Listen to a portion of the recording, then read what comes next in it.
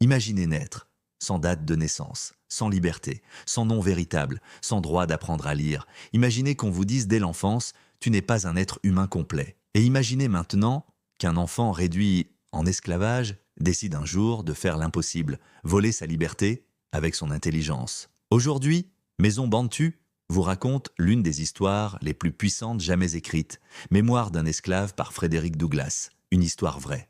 Une histoire de souffrance, mais aussi une histoire de résistance, de conscience et de renaissance. Et surtout, une histoire qui révèle comment l'esclavage ne détruisait pas seulement les corps, mais aussi les esprits. Frédéric naît esclave dans le Maryland aux États-Unis. Mais dès le début, quelque chose frappe. Il ne connaît même pas son âge exact. Pourquoi ? Parce que les esclaves n'avaient pas droit à une identité complète. Le système esclavagiste voulait des travailleurs, des corps, des outils, pas des individus. Très tôt, il est séparé de sa mère. Une pratique fréquente dans l'esclavage. Pourquoi ? Parce qu'un enfant séparé émotionnellement devient plus facile à contrôler. Mais ce que Frédéric va découvrir sur les plantations dépasse l'imaginable. Douglas décrit un système terrifiant. Les coups, la faim, les humiliations, les familles détruites, mais surtout, la déshumanisation, les esclaves sont traités comme du bétail. Et ici, Maison Bantu veut marquer une pause, car souvent, quand on parle de l'esclavage, on parle uniquement de chiffres. Mais derrière chaque chiffre, il y avait une mère, un père, un enfant, une mémoire, une culture africaine brisée. Mais un jour, Frédéric entend une phrase qui va changer sa vie pour toujours. Un jour, la femme de son maître commence à lui apprendre l'alphabet, et pendant un instant, Frédéric découvre quelque chose d'extraordinaire, la connaissance. Mais soudain, le maître intervient, en colère. Puis il dit, si tu apprends à lire à un esclave, il deviendra impossible à contrôler. Et là, Frédéric comprend tout. Le savoir est une arme, l'éducation est une clé. L'ignorance est un outil de domination. Cette phrase devient un tournant absolu. Et à partir de cet instant, l'enfant esclave prépare secrètement sa révolution. Frédéric commence alors une mission clandestine. Apprendre à lire, seul, en cachette, avec des morceaux de journaux, des lettres, des enfants blancs, pauvres dans les rues, chaque mot appris devient un acte de résistance. Et plus il apprend, plus il souffre. Pourquoi ? Parce que la connaissance lui révèle l'ampleur de son enfermement. Avant, il souffrait physiquement. Maintenant, il comprend intellectuellement pourquoi il souffre. Mais ce que Frédéric découvre dans les livres va allumer un feu intérieur impossible à arrêter.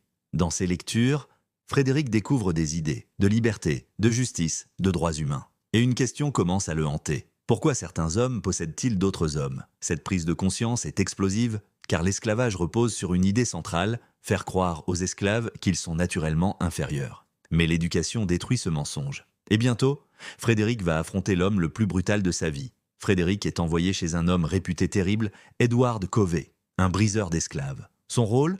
Casser psychologiquement les esclaves rebelles. Pendant des mois, Frédéric subit violence, épuisement, humiliation. Et peu à peu, il commence à perdre espoir. Mais un jour, tout bascule. Ce jour-là, Frédéric refuse enfin de plier. Covey tente une nouvelle fois de le battre, mais cette fois, Frédéric résiste. Ils se battent violemment, pendant près de 2 heures, et même si Frédéric reste officiellement esclave, quelque chose a changé. Intérieurement, il s'est libéré. Il écrit plus tard « Ce combat a ravivé les braises de ma liberté ». Cette scène est fondamentale, parce qu'elle montre une vérité immense. L'oppression commence souvent par casser l'esprit avant de contrôler le corps. Mais Frédéric ne veut plus seulement survivre, il veut fuir. Fuir l'esclavage, c'était risqué, les coups, la torture, la mort. Mais Frédéric prépare son évasion, en secret, avec intelligence, avec patience. Chaque déplacement est dangereux, chaque regard peut le trahir. Et ici, le récit devient un véritable thriller. Mais au moment crucial, tout peut s'effondrer. Frédéric tente l'impossible, traverser un système entier construit pour empêcher les Noirs d'être libres.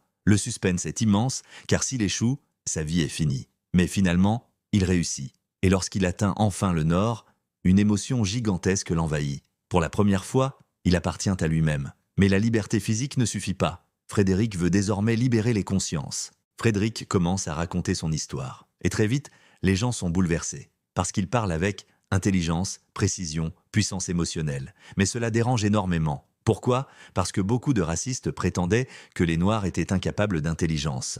Or, Frédéric Douglass détruit ce mythe vivant devant eux. Et plus il devient célèbre, plus il devient dangereux pour le système. Frédéric Douglass comprend une chose essentielle. Raconter son histoire est un acte politique, car l'esclavage prospère dans le silence. En écrivant « Mémoire d'un esclave », il redonne une humanité aux esclaves. Il transforme des statistiques en visages, des victimes en êtres humains. Des douleurs invisibles en vérité impossibles à ignorer. Mais ce livre ne parle pas seulement du passé américain.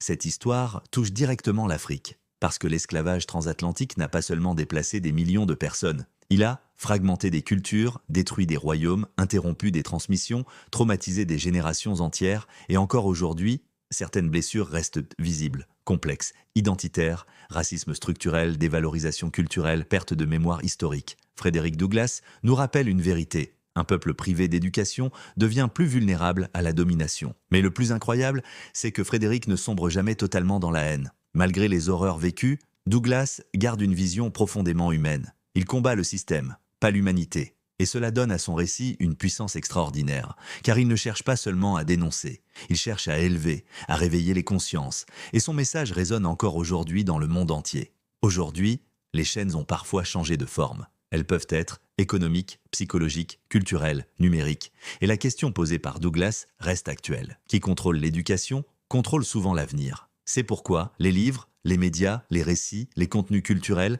restent des outils de pouvoir immense. Mais alors, quel est le véritable héritage de Frédéric Douglass? L'héritage de Douglass dépasse l'histoire noire américaine. Il parle à tous les peuples. Il nous rappelle que la conscience est une arme, que l'éducation peut briser les chaînes, qu'un être humain peut renaître même après l'oppression. Et surtout, il montre qu'un récit peut changer le monde. Mémoire d'un esclave n'est pas seulement un témoignage, c'est une cicatrice, une renaissance, un cri de vérité, une leçon de dignité humaine. Frédéric Douglass était né esclave, mais il a refusé que le système définisse son esprit. Et peut-être que la plus grande victoire de sa vie n'a pas été de fuir les chaînes physiques, mais de refuser les chaînes mentales. Si cette histoire vous a touché, abonnez-vous maintenant à Maison Bantu, parce que nos histoires méritent d'être racontées, et parce qu'un peuple qui connaît son histoire devient beaucoup plus difficile à dominer.